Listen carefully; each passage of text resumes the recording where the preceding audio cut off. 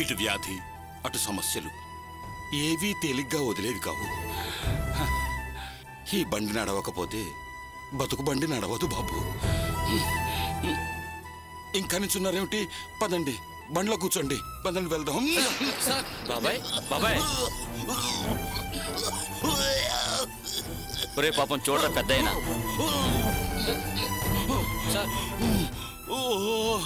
అయ్యో, మీకు జబ్బు బాగా ముదిరిపోయినట్టుందండి.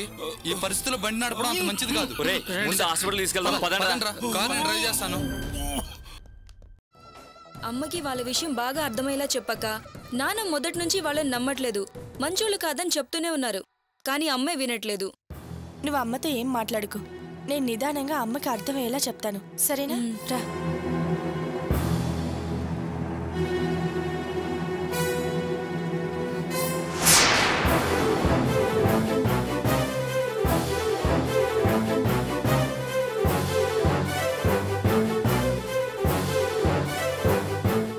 ఏంటే నీ గురించి నువ్వేమనుకుంటున్నావు? బ్రహ్మారెడ్డి అనే మనుషులు బయటికి ఎంటేసావంట అంటే ఆ రౌడీ రంగనాథం నీ వెనకున్నాడని పొగరా? అది కాదు పిన్ని, వాళ్ళ మనిషి చాలా అసహ్యంగా ప్రవర్తించాడు. లలిత డ్రెస్ చేంజ్ చేసుకుంటుంటే వాడు దొంగచాటుగా చూస్తున్నాడు. ఏంటి చూసి తలుపు తీసుకుని లోపలికి వెళ్ళాడా? పచ్చకామన్లోకి లోకమంతా పచ్చగా ఉంటుందని అందరూ ఇలా ఉంటారని అనుకోకు. అమ్మా, ఇది నాటకాలు ఆడుతుంది. వాళ్ళని బయటికి పంపించడం కోసం ఇదేదో అబద్ధాలు చెప్తుంది. అన్నయ్య, అన్నీ తెలిసినట్టు మాట్లాడుకు. నువ్వు అక్క చెప్పేది నిజం. నేను డ్రెస్ చేంజ్ చేసుకుంటుంటే వాడు తలుపు సందులోంచి చూస్తున్నాడు. వాడు చూడటం నువ్వు చూసావా? ఇదేదో కాకమ్మ కథలు కల్పించి చెప్తే అది నమ్మి నువ్వు మాకొచ్చి చెప్తున్నావేంటి? అదేంటి కన్న కూతురు చెప్పినా నమ్మవా నువ్వు? అదే కాదు, నేను అక్కడున్నాను, అది చెప్పేది నిజం. నేను అబద్ధం చెప్తే అది లలితకి అవమానం కదా పిన్ని. లేని మాటలు, పైగా అలాంటి మాటలు ఎందుకు చెప్తాను చెప్పు? ఆ బ్రహ్మారెడ్డి తప్పుడు మనిషి, అతన్ని నమ్మకండి పిన్ని. ఆపవే కుళ్ళు బోద్దానా. అతను మాకు సహాయం చేశాడని నీ కడుపు మంట, అందుకే ఎలాగో ఒకలా నాటకం ఆడి బయటికి పంపించేశావు. నీ నాటకాలు నాకేమైనా కొత్త అనుకుంటున్నావా? నేను నాటకాలు ఆడుతున్నానా? అవునే, లలిత వంక ఎవరైనా కన్నెత్తి చూస్తే నా కోపం వస్తుందని తెలుసు.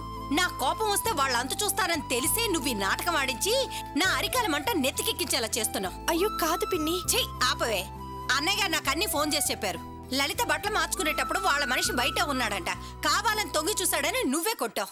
మంచి మనుషులు గాయపరిస్తే నువ్వు బాగుపడవే, సర్వనాశనం అయిపోతావు. అరే మోహన్, దీంతో మాట్లాడేందుకురా, అన్నయ్య గారు ఫోన్ చేసి పిలిపించు. ఇదే కాళ్ళు పట్టుకుని క్షమాపణ చెప్తుంది. నేనెందుకు క్షమాపణ చెప్పాలి? వాడు చేసిన తప్పుకి కాస్తన్నా బాధపడకుండా దబాయించి మాట్లాడింది వాడు. నేను వాడి కాళ్ళు పట్టుకోవడం కాదు, వాడే లలిత కాళ్ళు పట్టుకోవాలి. అన్న గురించి పిచ్చి పిచ్చిగా వాగే ఉంటే మొహం పగల కొడతాను. ఏ ఆపు.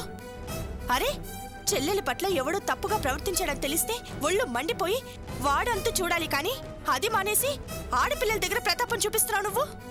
ఏంటే వాగుతున్నావు? 4 ఏళ్ల గారి నీ పొగరు అడుగుతుంది. చెయ్యి దించవే, దాని మీద చెయ్యి పడిందంటే పరిస్థితి మరోలా ఉంటుంది. ఇది గనక అన్నకు క్షమాపణ చెప్పలేదో అమ్మ కాదు, నేనే దీని మొహం పగల కొడతాను. ఏయ్, ఏంట్రా మగవాడివన్న అహంకారమా నీకు? దాన్ని కొడతావా? కొట్రా కొట్రా. ఏంటి పై పైకి వచ్చి మాట్లాడుతున్నారు? ఇప్పుడు వాడేం తప్పు మాట్లాడాడని తప్పు చేస్తే క్షమాపణ అడిగాడు, అంతేగా? ఇక్కడ చల్లండి మీరు.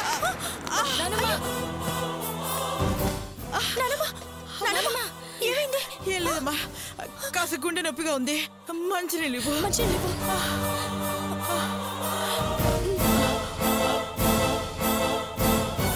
చాలా నానమ్మా.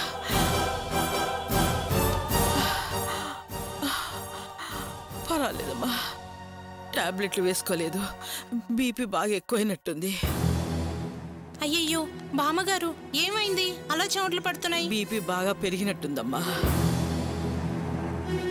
అలాగా, ఒకసారి లోపల తీసుకురండి, బీపీ చెక్ చేద్దాం.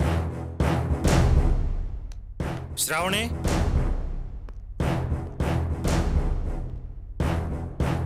శ్రావణి, మిమ్మల్ని ఎంక్వైరీ చేయాలి, కాస్త స్టేషన్కి రండి. స్టేషన్ కా? నువ్వు భయపడాల్సిన పనేం లేదు. సుబ్రహ్మణ్యాన్ని సంపాలని చూసిన వాడి ఆధారాలు దొరికాయి. అక్కడికొచ్చి ఆనవాలు పట్టాలి. అందుకే ఏసీపీ గారు నిన్ను తీసుకురమ్మన్నారు. ఐడెంటిఫై చేయాలా? అవునమ్మా, అనుమానంతో ఒకడిని పట్టుకున్నాం. నువ్వు చూసి అతనే అంటే జైల్లో పెడతాం. ఏసీపీ గారు వెయిట్ చేస్తున్నారు, నువ్వు రామ్మా. నానమ్మా, వెళ్ళొస్తాను. ఒంటరిగా వెళతావా? వద్దే, నేను వస్తాను పదా. వద్దు నానమ్మా, నీకు ఒంట్లో బాగోలేదు, టాబ్లెట్స్ వేసుకుని రెస్ట్ తీసుకో. నేను వెళ్ళి వెంటనే వచ్చేస్తానుగా. అమ్మ లలిత, ఏంటి నానమ్మా? అక్కకి తోడుగా వెళ్ళమ్మా. అలాగే నానమ్మా. ఎక్కడికే వెళ్ళేది? పోలీస్ స్టేషన్ చుట్టూ తిరగాల్సిన కర్మ నీకే పట్టలేదు. నోరు మూసుకుని ఇక్కడ ఉండు. నానమ్మ నేను వెళ్ళొస్తానులే, కంగారు పడుకో. వాడెవడో చూసి రావటమేగా, వెంటనే వచ్చేస్తాను. సరేనమ్మా, జాగ్రత్తగా వెళ్ళిరా. అలాగే నానమ్మ. పదమ్మా.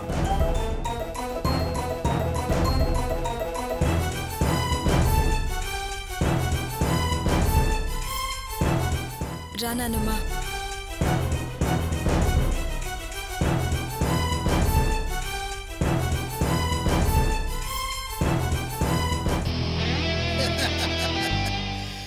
ఆ నరసింహారెడ్డి ఫోన్లో వివరంగా చెప్పాడు. మనం ఎలా అనుకున్నామో సరిగ్గా అలాగే జరిగిందట. God is great. సార్, ఆ దేవుడి కన్నా మీరే గ్రేట్ సార్. ఆ దేవుడికి జీవితాలతో ఆడుకోవడం, రక్షించడం, అవసరాలు తీర్చడం, ఇలా చాలా చాలా పనులుంటాయి. పైగా రకరకాల దేవుళ్ళు, ఎవరి పనులు వారివి.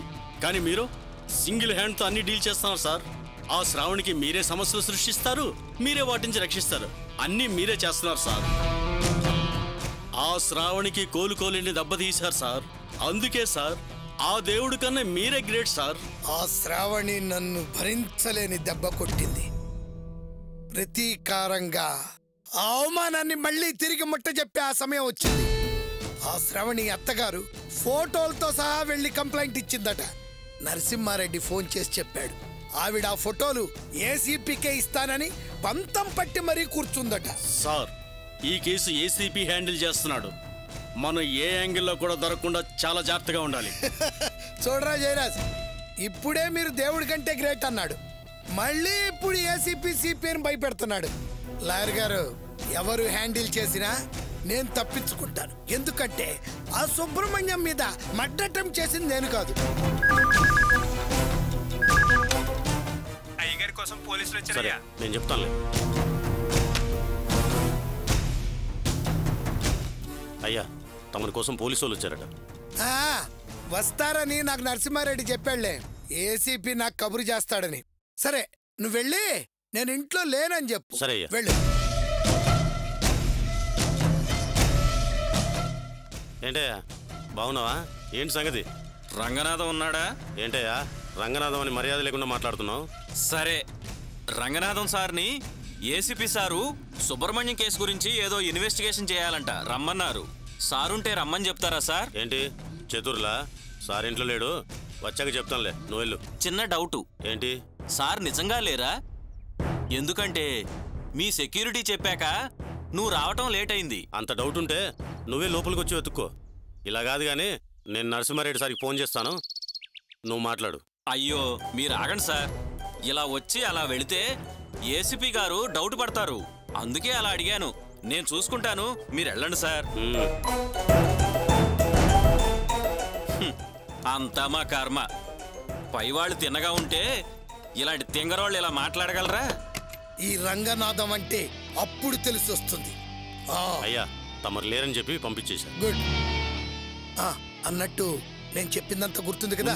మనం కరెక్ట్ గానే స్టెప్పులు వేస్తున్నాం కదా? పక్కడబందీగా అడుగులు వేస్తున్నాం సార్. ఎక్కడా రాంగ్ స్టెప్ పట్టం లేదు కదా? ఎందుకు సార్ అలా డౌట్ పడతారు? మీరు వేసిన ప్లాన్కి శ్రావణి పరువు మొత్తం పోవాల్సిందే. దానితో దాని కలలో యువరాజు ఆత్మహత్య చేసుకు తీరాల్సిందే. చచ్చి బతికిన వాడు మళ్ళీ ఖచ్చితంగా చావాల్సిందే. అది అందరి ముందు సిగ్గుతో చచ్చిపోవాల్సిందే. ఓకేనా? Okay sir. నువ్వు స్టేషన్కి వెళ్ళి మన గురించి వాకప్ చేయి. అలాగే సార్, వస్తాను. లాయరు సార్, ఏంటయ్యా ఇంపార్టెంట్ పేపర్స్ మర్చిపోయి వెళ్తున్నావు? ఓ సారీ సార్. ఏం సారీనయ్యా? శ్రావణి విడాకుల కాగితాలవి. వాటి మీద సంతకాలు చేయించడానికి నేను మీ సీనియర్ లాయరు ఎంత కష్టపడ్డామో తెలుసా? వీటితోనే మనం విజయం సాధించబోతున్నాం. లాస్ట్ మూమెంట్ లో చెడగొట్టకు. సారీ సార్, ఇంకెప్పుడు ఇలా జరగనివ్వను. వస్తాను సార్. వెళ్ళు.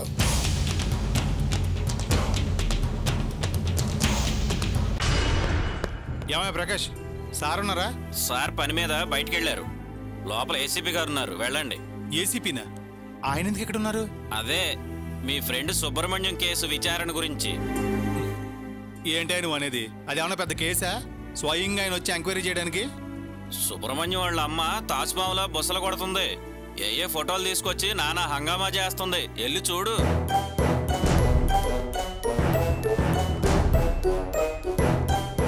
సార్,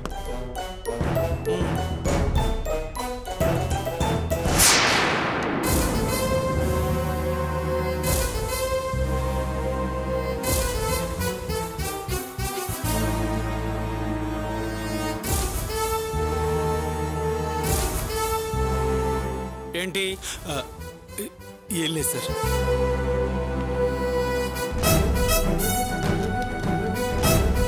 అమ్మా మీరేంటమ్మా ఇక్కడ ఉన్నారు?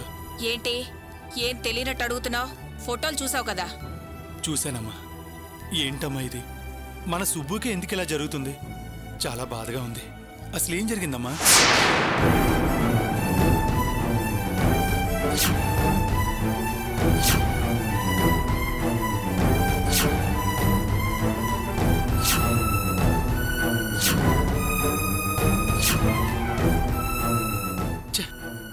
వినడానికి అసహ్యంగా ఉంది. అవును, సుబ్రహ్మణ్యానికి ఈ విషయం తెలుసా? ఇంకా చెప్పలేదు. వద్దమ్మా, చెప్పొద్దు. వింటే వాడు తట్టుకోలేడు. పై ప్రాణాలు పైన పోతాయి. వాడి ఆరోగ్యం కుదిరిపడేలోపు శ్రావణి కథకి ముగింపు పలుకుదాం. చట్ట ప్రకారం శిక్ష పడేలా చేసి దాన్ని సుబ్రహ్మణ్యానికి శాశ్వతంగా ఎలా దూరం చేయాలో ఆలోచిద్దాం. ఆ తర్వాత సుబ్రహ్మణ్యానికి నిదానంగా ఈ విషయం చెప్దాం. నా ఆలోచన కూడా అదే, కానీ వీళ్ళు ఒప్పుకోవట్లేదు కదా.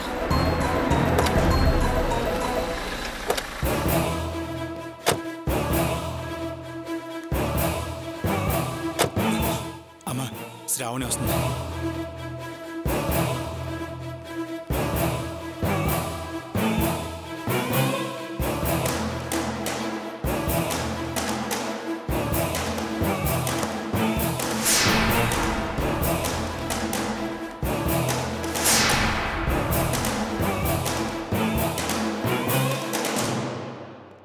సార్,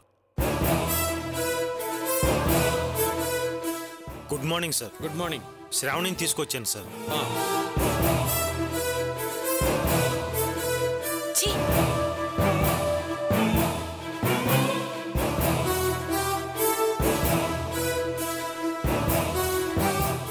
ఓహో, ఈ అమ్మాయా? ఆల్రెడీ ఇటువంటి కేసులో పట్టుబడింది సార్. ఏంటయ్యా నువ్వు చెప్పేది? అవును సార్, ఒకసారి రైడింగ్ లో బ్రోతల కేసులో బుక్ అయింది. కూర్చో అమ్మా.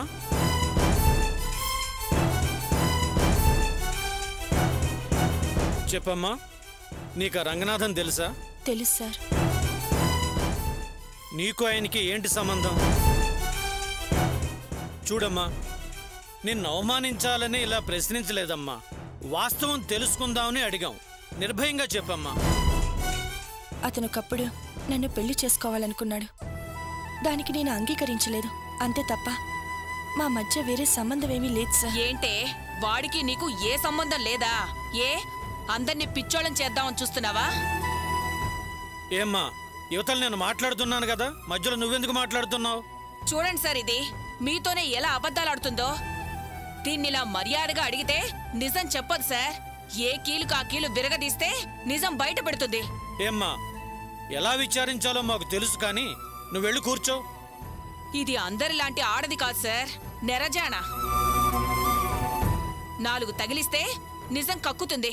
ముందు తగిలించి ఆ తర్వాత ప్రశ్నలేంటి సార్? ఏమ్మా, సార్ మాట్లాడుతున్నారు కదా, మీరెళ్ళి కూర్చోండి. నేనెందుకు కూర్చోవాలండి? అలా రంకెలేస్తే ఎలాగమ్మా? రామ్మా, వెళ్ళి కూర్చుందాం.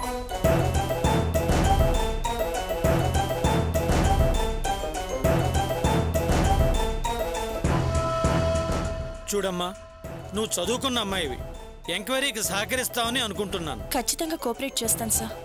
నా భర్త మీద దాడి చేసిన వాళ్ళ గురించి తెలిసిందని నన్ను ఇక్కడికి తీసుకొచ్చారు, కానీ మీరడిగే విషయం వేరుగా ఉంది. దాడి చేసింది ఎవరని తెలుసుకోవడం కోసమే ఈ ప్రశ్నలు కానీ వేశాను. మీరు నాకు రంగనాథంకి ఏదో సంబంధం ఉన్నట్టు మాట్లాడుతున్నారు. దాడి చేసింది, చేయించింది ఎవరో తెలుసుకోవటం వదిలేసి నాకున్న సంబంధాల గురించి అడగటం ఎందుకు సార్? సంబంధం ఉంది కాబట్టి అడుగుతున్నావు. నీకు రంగనాథానికి మధ్య ఏ సంబంధం లేదని నువ్వంటున్నావు, కానీ మీ మధ్య అక్రమ సంబంధం ఉందని మీ అత్తగారు అంటున్నారు. ఆవిడ నా మీద కోపంతో అలా అబద్ధాలు చెప్తుంది సార్. అయినా అది మా కుటుంబ వ్యవహారం. నా భర్త మీద ఎవడో దాడి చేశాడని ఆవిడ అబద్ధం చెప్తే మీరు దాన్ని నమ్ముతారా? నువ్వు రంగనాథం కలిసి సుబ్రహ్మణ్యాన్ని కుట్ర చేసి చంపాలనుకున్నట్టు వాళ్ళు చెప్తున్నారు. ఆవిడ ఇప్పుడున్న ఆందోళనలో అలా మాట్లాడుతుంది సార్. నేనంటే ఆవిడికి మొదటి నుంచి ఇష్టం లేదు. నా మీదున్న కోపంతోనే వాళ్ళ అబ్బాయిని నేనే చంపాలని చూసినట్టు చెప్తుంది సార్. నా భర్తను చంపాలని నేనెందుకు సార్ అనుకుంటాను? మనస్ఫూర్తిగా ప్రేమించి వారితోనే జీవితం పంచుకోవాలని పెళ్లి చేసుకున్న దాన్ని అలాంటి నేను ఆయన్ని చంపాలని ఎందుకు అనుకుంటాను? నాకేమన్నా పిచ్చా? ఎందుకు ఏసీపీ గారు అది చెప్పే హరికథలన్నీ వినటం? ఆ ఫోటోలు దాని మొహాన కొట్టండి. నా కొడుకుని ఎందుకు చంపాలనుకుందో అదే చెప్తుంది. అమ్మా నువ్వు కాస్త కామ్గా ఉండు. చూడమ్మా, ప్రేమించి పెళ్లి చేసుకున్న వాళ్ళెందరో విడిపోవడం, అయిష్టం ఏర్పడో లేదా తేడాలొచ్చో ఒకరినొకరు చంపుకోవడమో లేదా చంపడమో ఇలాంటివి నేను చాలా చూశాను. నీకు అతని మీద ఎంత ప్రేమ ఉందని నేను అడగట్లేదు. ఆ రంగనాథంతో కలిసి అతన్ని హత్య చెయ్యాలని చూడడం నిజమా కాదా అని అడుగుతున్నాను. మీరడిగే పద్ధతి చూస్తుంటే మెలిక పెట్టి ఈ కేసు నాకు ముడిపెట్టేలా ఉన్నారు. నా మనసు నిండా నా భర్తే ఉన్నాడు. మీరు ఎన్నిసార్లు అడిగినా నా నుంచి వచ్చే సమాధానం అదే. అయితే ఆ రంగనాథానికి నీకు మధ్య ఎలాంటి సంబంధం లేదంటావు, అంతేనా? అంతే. మీరు ఎన్నిసార్లు అడిగినా లేదు అనేదే నా సమాధానం. అయితే వీటికేం సమాధానం చెప్తావో చెప్పు.